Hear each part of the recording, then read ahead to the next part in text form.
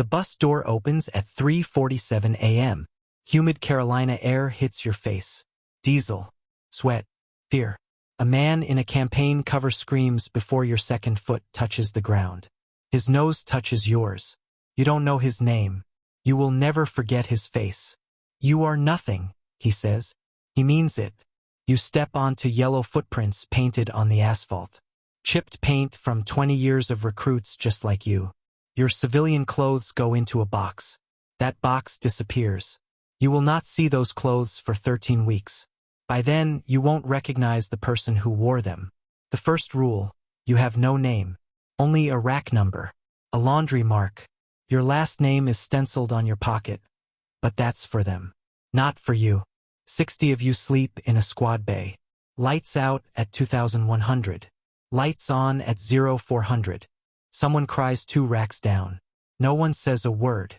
You learn to sleep through noise, through fear, through the knowledge that a trash can could fly down the aisle at any second. Day 3. The recruit next to you leaves his footlocker unlocked. The drill instructor finds it. The whole platoon gets thrashed for 20 minutes. Later, in the head, 3 recruits corner you. They want a name. You know who left it open. Everyone does. You say a name that isn't his. You don't feel good about it.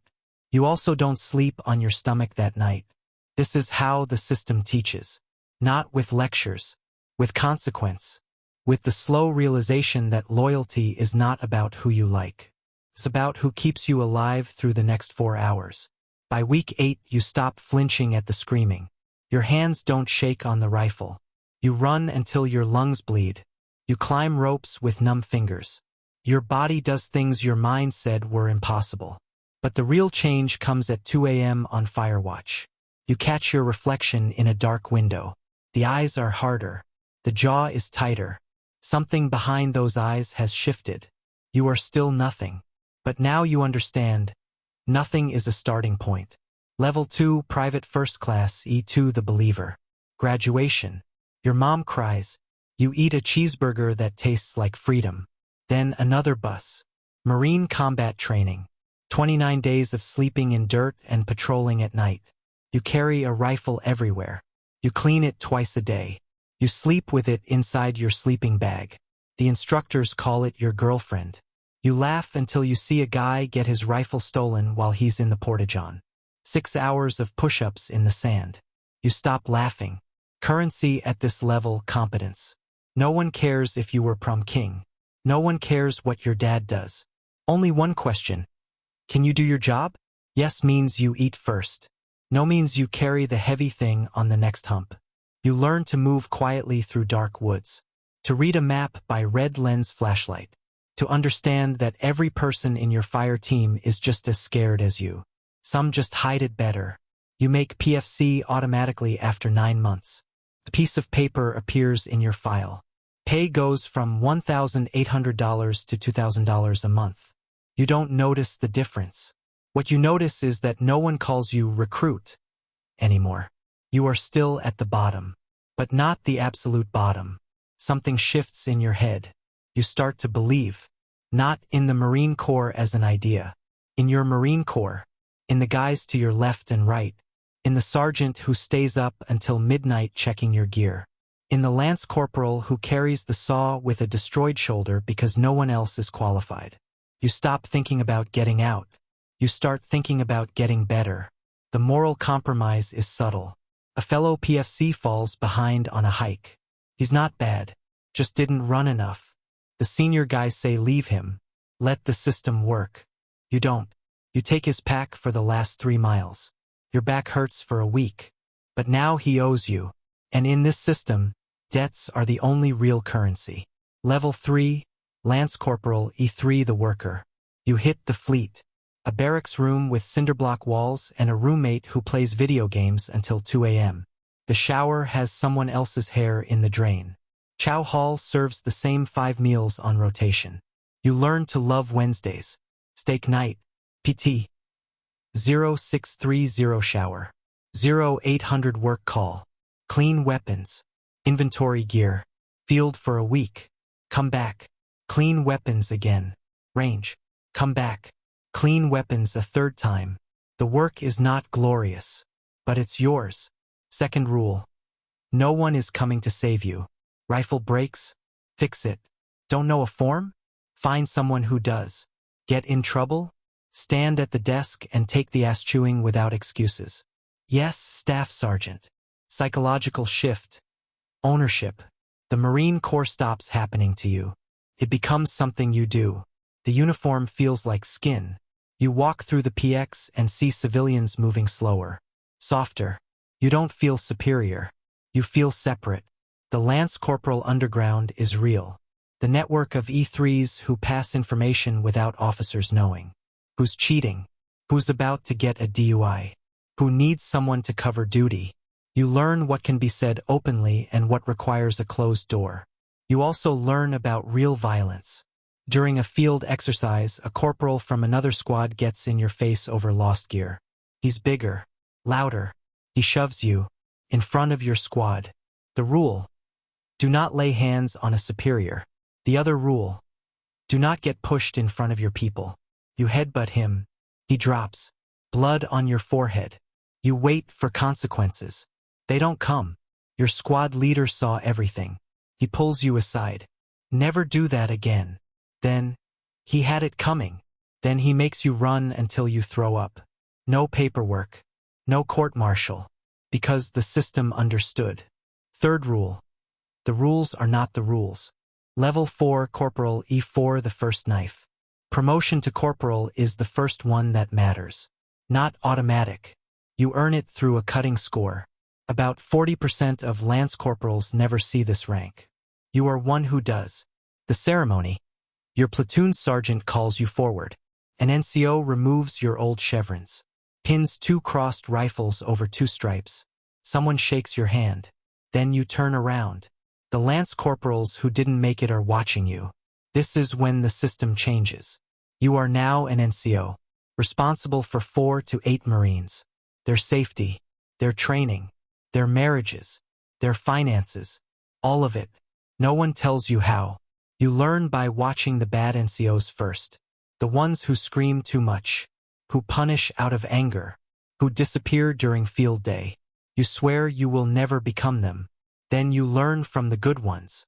The gunny who stays late to help you study. The staff sergeant who drives a Marine to the hospital at 3 a.m. without asking questions. Your first test comes 3 weeks in. One of your Marines gets a DUI. 19 years old. Stupid choice. The company wants NJP. Take his pay. Restrict him to base. The lieutenant wants an example. The first sergeant tells you to handle it.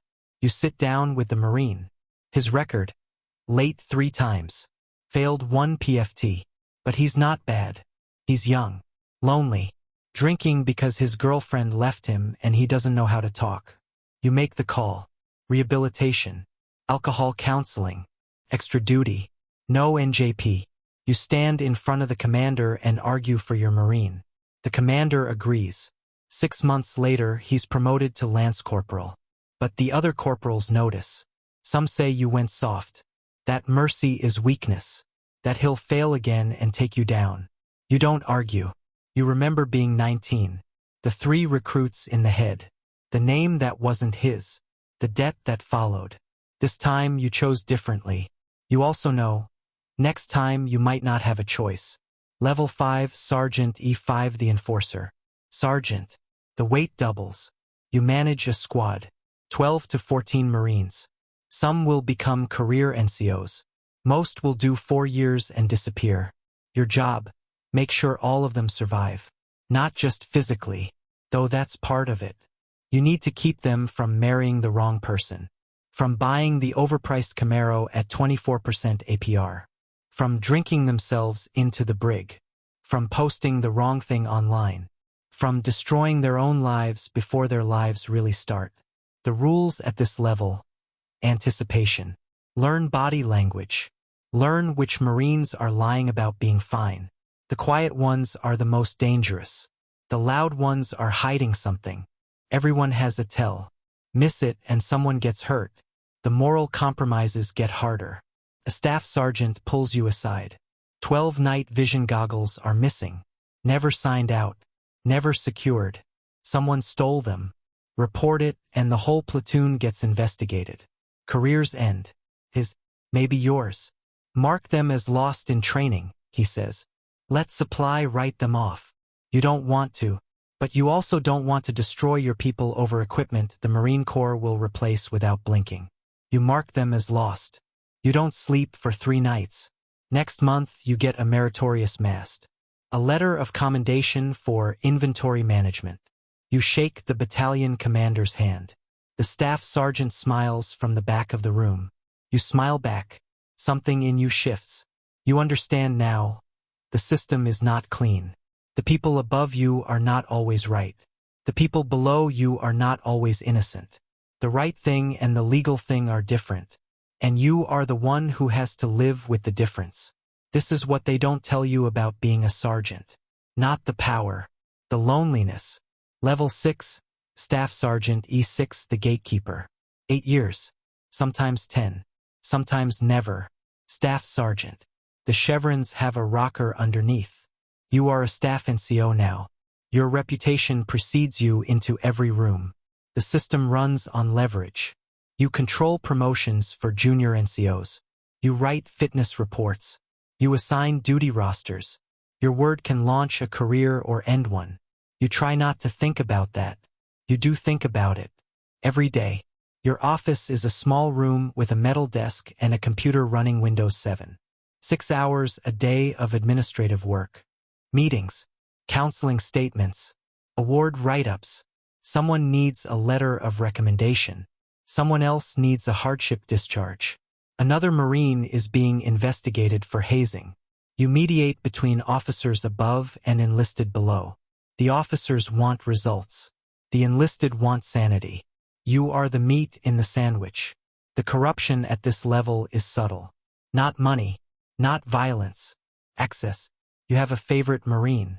A sergeant who reminds you of yourself at 24. Aggressive. Competent. Loyal. You give him the best assignments. The choice deployments. You don't realize you're doing it until another sergeant confronts you in the parking lot. I see how it works, he says. You want to argue. But he's right. You've been playing favorites. Not maliciously, but you have. And the system rewarded you because your favorite performs well. The circular logic is invisible until someone points it out. You stand in the parking lot for a long time. Then you go inside and rewrite the assignment roster. Level 7, Gunnery Sergeant E7, the High Priest. Gunny, 12 to 15 years. You've deployed to places the news cycles forgot. You've seen friends die. You've held a Marine while he bled out from an IED. You've written letters you will never send because you can't find the words. The rank is ceremonial now. Not the power. The rituals. The unwritten codes. The secret language only gunnies speak. You walk into the chow hall. Young Marines snap to attention. You tell them to sit. They sit like robots. You don't even notice. Water moves around a rock. The real work. Preservation. A brand new lieutenant wants to run a night patrol through a dangerous area because he read about it in a book. You say no. You explain why. He argues. You say no again. He goes to the company commander. The commander calls you. You explain the terrain, the threat level, the lack of supporting arms. The patrol is cancelled. The lieutenant hates you for 2 weeks. Then he sees another unit try the same thing and lose a vehicle to an IED. He buys you a beer. He doesn't apologize. The system doesn't apologize. The psychological weight, memory. You remember every Marine you lost. Every funeral. Every folded flag. Every Gold Star mother who looked at you like you should have done more. They sit in the back of your mind during every briefing, every decision about left or right. You don't talk about this. Not to junior Marines. Not to peers. Not to the chaplain. You carry it the way every gunny before you carried it. In silence. In the dark. In the truck in the parking lot at 3 a.m. The moral compromise at this level. Delegation. You send Marines into harm's way. You don't go with them anymore. Your job is to plan, not pull triggers. You watch them load onto helicopters and know some will not come back. Not because you made a bad decision. Because the mission requires risk. And risk requires sacrifice. You have learned to calculate that sacrifice in cold numbers. This is what makes you different from the person who stepped off that bus 15 years ago. You have learned to count the cost. And to pay it anyway. Level 8, Sergeant Major E9 the Ghost. Fewer than 1% of Marines ever wear this rank. You are the living memory of the battalion, the keeper of traditions, the wielder of discipline. Every Marine from the newest private to the commanding officer knows your name. They know that when you speak, the conversation is over. But no one knows you. Your office is at the end of the hallway. The closed door. Junior Marines knock twice and wait. They've heard stories. That you made a lieutenant cry. That you personally know the commandant. That you've killed people with your bare hands. None of this is true. Some of it is. The truth doesn't matter. Your reputation is its own reality. The system at this level runs on isolation. You eat lunch alone. Not because you want to, because when you sit down, everyone else stops talking. The laughter dies. The room becomes a waiting room. You learn to take your tray to your office. Eat in front of your computer. You attend meetings where officers debate strategy. They look to you for the reality check. You give it. Sir, with respect, that doesn't work in the field. The room goes quiet. The plan changes. You are the only person in the building who can say no to a field-grade officer and walk out without being fired. The power is absolute. So is the loneliness.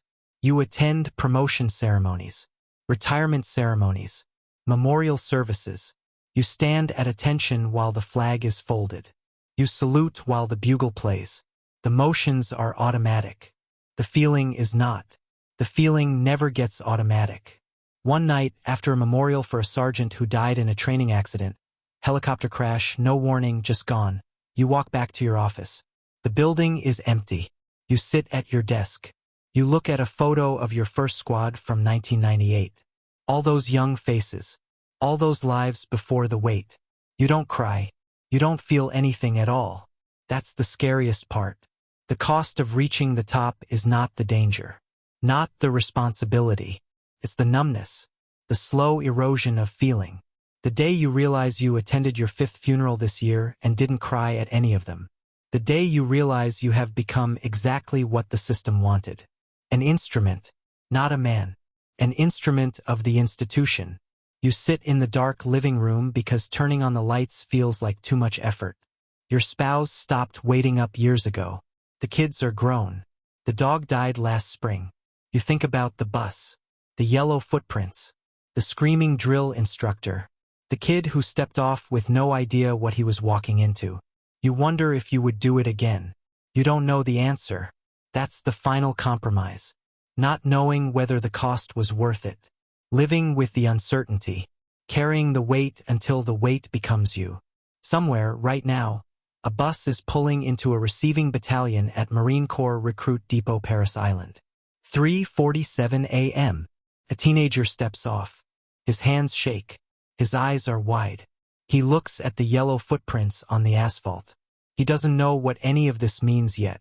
He doesn't know about the sleepless nights, the field exercises, the lost friends, the closed office doors, the quiet living rooms. He thinks he's joining an organization. He's joining a current. And the current is already pulling him under. You watch him from a distance. Not in person. In your memory. Because he's you. He's every Marine who ever stepped off that bus. He's the beginning of a story that